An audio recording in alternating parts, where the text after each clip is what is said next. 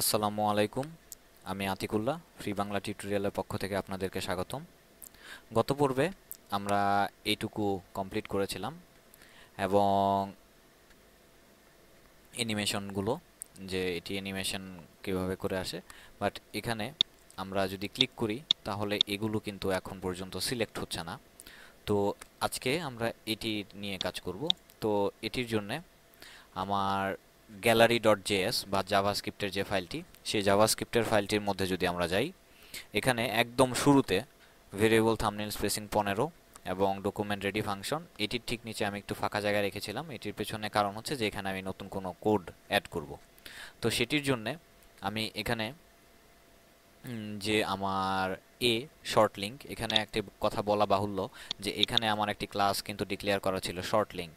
এই ক্লাসটি ডিক্লেয়ার করার পেছনে কারণ হচ্ছে যে আমি এখানে যে এ শর্ট লিঙ্ক, কারণ এটি কিন্তু আমার এ রেফ লিঙ্কের মধ্যে, তো সেই হিসেবে a short link on click, যে ক্লিক করলে যে ফাংশনটি হবে প্রিভেন্ট ডিফল্ট, যে ডিফল্টটি প্রিভেন্ট করবে, এবং short link remove class selected, যে আমার আগের যে ক্লাসটি সিলেক্ট করা ছিল সেটিকে রিমুভ করে দিবে।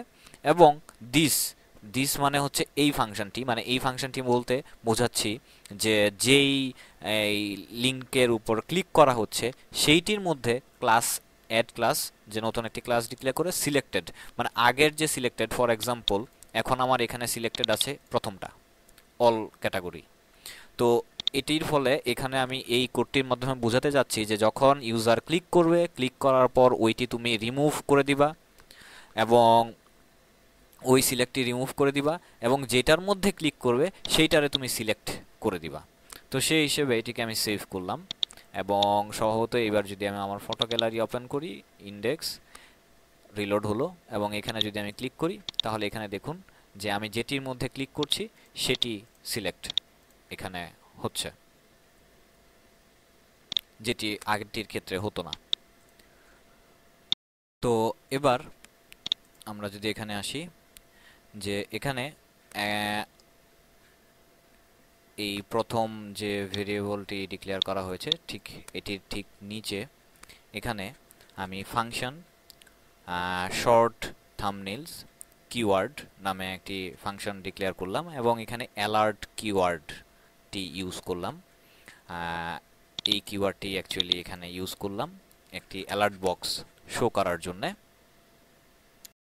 এবং এটির ঠিক উপরে এখানে আমি একটু ফাঁকা জায়গা রেখেছিলাম, যে এখানে আমি আরও 2 লাইনের একটি কোড দিলাম, যে এখানে একটি ভেরিয়েবল, এই যে কিওয়ার্ডটি ডিক্লেয়ার করলাম সেই এই ভেরিয়েবলটি এখানে, হ্যাঁ, তারপর হচ্ছে দিস এটিটিআর ডাটা কিওয়ার্ড।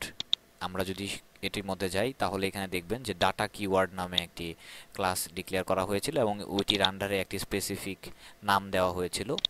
তো সেই হিসেবে ডাটা কিওয়ার্ড দিস, যে ওই অ্যাট্রিবিউটটি যেটি ডাটা কিওয়ার্ডটি রয়েছে সেখানে আমার শর্ট কিওয়ার্ড শর্ট থাম্বনেল, যে এখানে যে আমি ফাংশনটি ডিক্লেয়ার করলাম সেই ফাংশনটি এখানে থেকে পুরোটা এটুক কপি করে এখানে বসানো হয়েছে। তো এটিকে আমি সেভ করলাম। আমি যদি ইন্ডেক্স ফাইলে ওপেন করি, অল ক্যাটাগরি সিলেক্ট করা রয়েছে। আমি যদি ওয়ার্ডপ্রেস সিলেক্ট করি তাহলে এখানে দেখুন একটি জাভাস্ক্রিপ্টের অ্যালার্ট বক্স আসছে, যে আমার ওয়ার্ডপ্রেস এটিকে সিলেক্ট করা হয়েছে এটির জন্য। আবার ঠিক একইভাবে জুমলা, ম্যাগেন্টো, তারপর হচ্ছে দ্রুপাল, এইগুলো মানে যেগুলো আমি সিলেক্ট করতেছি সেগুলো এখানে অ্যালার্ট বক্সের মধ্যে শো করছে। এবার আমরা এই অ্যালার্ট বক্সটি তো আমার আর দরকার নাই, এবারে আমরা এই অ্যালার্ট বক্সের মধ্যে কাজ করব।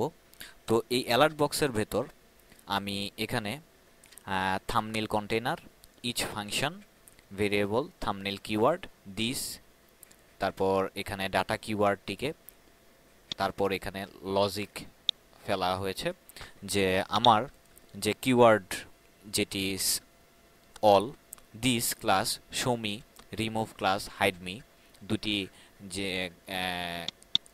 ভেরিয়েবলকে এখানে ডাকা হয়েছে, কল করা হয়েছে। এবং এখানে index of keyword add this, যে আমার show me, remove class, else, add me, hide me, hide me এবং শো মি, অ্যাকচুয়ালি এই টোটালটি দিয়ে কাজ করার যেটি হয়েছে যে আমার যে থাম্বনেলগুলো রয়েছে সেই থাম্বনেলগুলোকে যেইটির উপরে ক্লিক করা হবে, কারণ এখানে আমরা দেখছিলাম যে এখানে ক্লিক করার ফলে যে একটি পপ আপ মেনুর মধ্যে আমাকে দেখাচ্ছিল যে এইটাই ক্লিক করা হয়েছে। আর এটুক দিয়ে আমি যেটা করেছি যে আমার যে কিওয়ার্ডগুলো রয়েছে, যে যে ডাটা কিওয়ার্ড, এই যে ডাটা কিওয়ার্ড, এই ডাটাগুলো কিওয়ার্ডগুলোর মধ্যে যেগুলো রয়েছে সেই ডাটা কিওয়ার্ডগুলোর মাধ্যমে এখানে ক্লিক করার ফলে যেই কিওয়ার্ডটাকে সিলেক্ট করা হচ্ছে সেই কিওয়ার্ডের ছবিগুলো শো করবে আর বাকিগুলোকে হাইড করে দিবে। এটাই জাস্ট লজিক্যালি এখানে এই কোডের মাধ্যমে বলা হয়েছে এবং এটিকে আমি সেভ করলাম। তো এবার আমাদের যে কাজটি করতে হবে যে এখানে এই পজিশন থাম্বনেল যেটি রয়েছে এটির মধ্যে আমি জাস্ট 2 লাইনের একটি কোড ইউজ করলাম যে thumbnail container, thumbnail hide me animated, যে অ্যানিমেশনটি হয়েছে অপাসিটি 0 থাকবে এবং সময় 500 মিলিসেকেন্ড, এবং ফাংশন যে দিস সিএসএস ডিসপ্লে নাম টপ 0 লেফট 0 দিয়ে আমার সেই থাম্বনেলটি, এবং এই বাকি যে ক্যালকুলেশন ওই থাম্বনেলগুলো কিভাবে শো করবে সেটির জন্য তো এটি একই থাকবে। তো এখানে আমি বলেছি যে সেই অনুযায়ী আমার ইমেজগুলো শো করবে। তো স্বভাবতই এখানে যে কাজটা করেছে, যে ক্যালকুলেশনটা করেছে যে ইমেজগুলো কিভাবে শো করবে, সেই কিভাবেটা কই শো করবে, যে আমার যেই কিওয়ার্ডের মধ্যে কিওয়ার্ডগুলো সেই কিওয়ার্ডের মধ্যে, এবং সেই কিওয়ার্ডগুলো কখন শো করবে, যখন এখানে ক্লিক করা হবে। তো এই হচ্ছে আমার 3টা ফাংশন। তো এখান থেকে আমি এটুকু কপি করলাম। আমার এইটুকু হচ্ছে যে আমার যে লজিক খাটানো হয়েছে ইফ স্টেটমেন্ট, ইচ স্টেটমেন্ট, সেই ইচ স্টেটমেন্টের ঠিক নিচে আমি এটিকে পেস্ট করলাম, কপি করে পেস্ট করলাম, এবং এখানে লাস্টে কলন দিতে হবে অবশ্যই, এবং এটিকে আমি সেভ করলাম। এবার যদি আমি আমার ফটো গ্যালারি index.html এর মধ্যে যাই তাহলে এখানে দেখতেই পাচ্ছেন যে ছবিগুলো। এবার আমি এটির মধ্যে যদি ক্লিক করি আমার সেই ছবিগুলো যেরকমভাবে আমি চাচ্ছিলাম সেরকমভাবে পেজটা রিলোড না হয়েই একটি অ্যানিমেশনের মাধ্যমে এই জিনিসটা শো করছে। এবার আমরা যে কাজটি করব যে আমার জাভাস্ক্রিপ্টের মোটামুটি কাজ কমপ্লিট হয়েছে। এবার আমার ওই যে রেসপন্সিভ যে ব্যাপারটি সেটির জন্য আমি gallery.css এর মধ্যে গেলাম এবং একদম লাস্টে এখানে আমি ভার্টিক্যালি যে ব্যাপারটা, যে আমার স্ক্রিনের সাইজ যদি মিনিমাম হাইট 50 পিক্সেল হয় আর ম্যাক্সিমাম হাইট 520 পিক্সেল হয়, তাহলে আমার টাইটেল যে বাম পাশে যে আমার এখানে যে এই ইমেজটা ফ্রি বাংলা টিউটোরিয়াল কথাটা এইখানে আমার শো করবে টাইটেল small.png। যদি আমার মিনিমাম হাইট 21 হয় তাহলে মিডিয়াম, আর যদি মিনিমাম হাইট 701 এবং ম্যাক্সিমাম যত ইচ্ছা তত হোক তখন শো করবে হচ্ছে টাইটেল large.png। ঠিক একইভাবে যে এখানে আমি তো ভার্টিক্যালি দেখালাম, এবার যদি আমরা হরিজন্টালি আসি তাহলে হরিজন্টালি আমার media screen height minimum height যদি 50 পিক্সেল এবং 500 পিক্সেল হয় তাহলে আমার সেই আগের মতোই আমার এই লাইনটি সেম।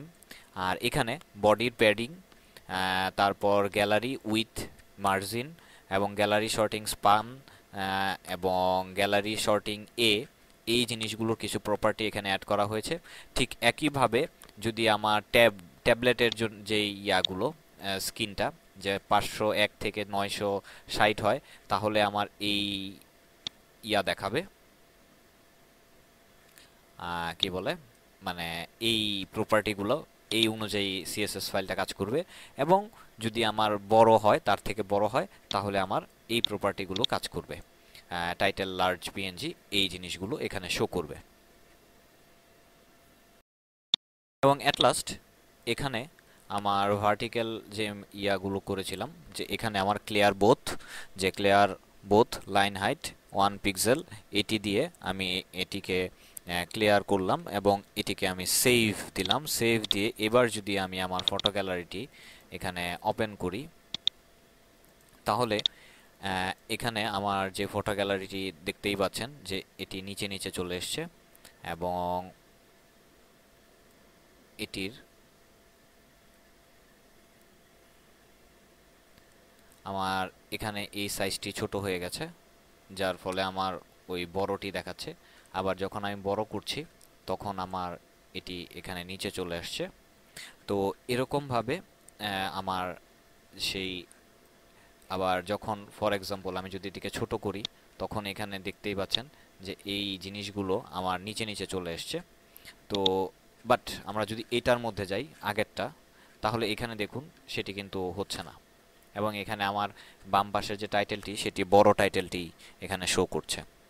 তো এইভাবে আমরা এই রেসপন্সিভ ডিজাইনটি করতে পারি। তো এইটুক হলো আমার সেই রেসপন্সিভ ডিজাইনের ক্ষেত্রে আমি এই কোডগুলো এখানে অ্যাড করা হলো। তো বন্ধুরা, আমরা প্রায় টিউটোরিয়ালের শেষ পর্যায়ে চলে এসেছি। আগামী পর্বে আমরা ইনশাল্লাহ পুরো ফাইলটি শেষ করতে পারবো। তো সেই পর্যন্ত ভালো থাকবেন সবাই।